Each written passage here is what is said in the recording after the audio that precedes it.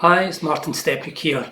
I want to explore in the next few weeks, while we're all going through this challenge, this process, um, the some of the issues that we can face and how we can handle those things mindfully.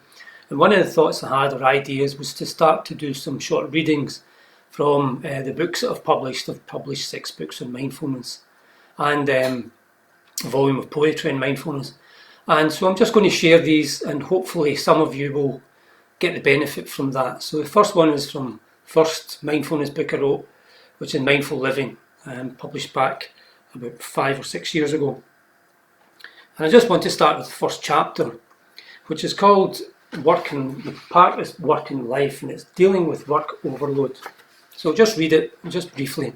Hope you find this of use. Many people are stressed about the amount of tasks they have to get done by a particular time, whether the work relates to their job or their home and family life. The stress, worry and mental unrest are very real and unhealthy, but the cause, too much to get done, is not.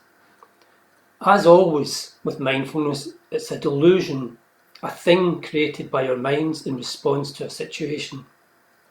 So let's look at the reality from a purely mindfulness point of view. Mindfulness reminds us that there is only right now, this moment. Everything else is imagined by our minds. The past is gone.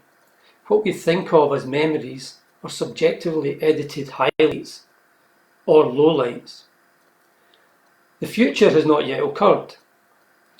What we often do is try to plan the future, worry about it, or imagine good things that might come our way.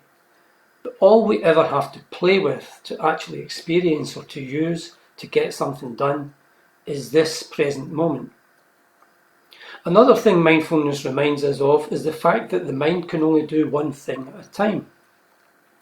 What we call multitasking is actually flitting about at high speed from one thing to another.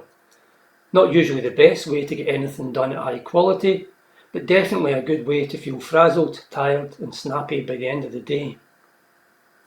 So let's take these two mindful insights together. There's only the present moment, and we can only do one thing at a time. What does this tell us about overwork and stress? It shows that there is, in reality, no such thing as overwork. You can only work in the present moment, and you can only do one thing then. Hence, no overwork, even if you feel it's there. The only possible plan is to use the moment to assess what's the most important or urgent thing to do, and then in the next moment start to do it. Once one task is done, in the next moment you still only have one task you can do. So do the next most urgent or important, and so on with each task through your day.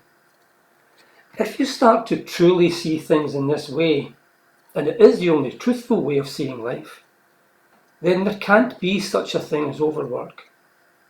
There's only work, and the moment in which to do the work. Of course, that leaves two issues. Firstly, dealing with the stress. Simply observe it with mindfulness. See it, name it, and then let it dissolve in its own time. You can usually use the breath to help dissolve that. You've got this stress about feeling overwork, but if you breathe in slowly and clearly and it feels fresh, and you breathe back out nice and quietly, and you've taken a step back, you start to see that your stress is about the idea of all this extra work, but actually right now you can only do one thing. Breathing practice helps a lot here. Secondly, if it's work related, maybe you have to deal with a manager about not getting something done in time. But hey, that's another subject for another time. And that's all I want to share with you. These books, published by my lovely publisher Etta Dunn at Fleming Publications in Glasgow. Etta's reduced the prices of them after a discussion with me. We wanted to make them as available for people as possible during this period. And you can get them from Etta at Fleming Publications. Her email address is the best way to do it. They're available on Amazon, but they're more expensive because of a higher delivery charge in some cases. So it's etadunn@hotmail.com.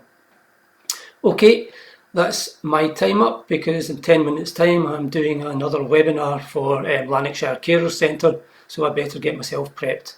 Take care, keep well, and have a lovely day. Thanks. Bye.